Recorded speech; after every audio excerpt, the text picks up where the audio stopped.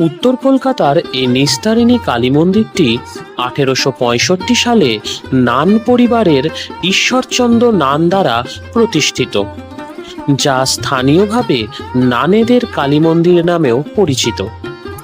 নবরত্ন শৈলীর মন্দিরের মূল গর্ভগৃহে কোষ্ঠী পাথরের দক্ষিণা কালী মা নিস্তারিণী রূপে নিত্য পূজিত হন।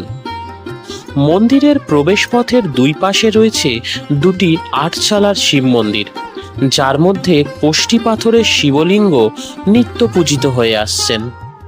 তারপরে রয়েছে মূল মন্দির এবং এক পাশে রয়েছে নারায়ণ মন্দির এবং অন্য পাশে রয়েছে দুর্গা দালান। কথিত আছে ঈশ্বরচন্দ্র মহাশয়ের প্রতিবেশী কৃষ্ণচন্দ্র সিংহ বেনারস থেকে কোষ্ঠী পাথরের এই দক্ষিণা কালী মূর্তিটি তৈরি করে আনেন, কিন্তু কোনো কারণবশত উনি মূর্তিটি প্রতিষ্ঠা করতে পারেননি এবং এই মূর্তিটি ঈশ্বরচন্দ্র মহাশয়কে দিয়ে দেন। তারপর 1865 সালের রথযাত্রার দিন উনি এই মূর্তিটি প্রতিষ্ঠা করেন। তারপর থেকেই নিত্য পুজোর পাশাপাশি প্রতি অমাবস্যাতে বিশেষ পুজো হয়ে আসছে এই মন্দিরে। এছাড়াও কালী পুজোর দিন এবং এই মন্দির প্রতিষ্ঠার দিনও এইখানে বড় করে পুজো করা হয়।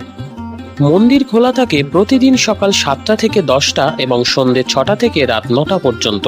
মন্দিরের গর্ভগৃহে ছবি তোলা নিষিদ্ধ আছে।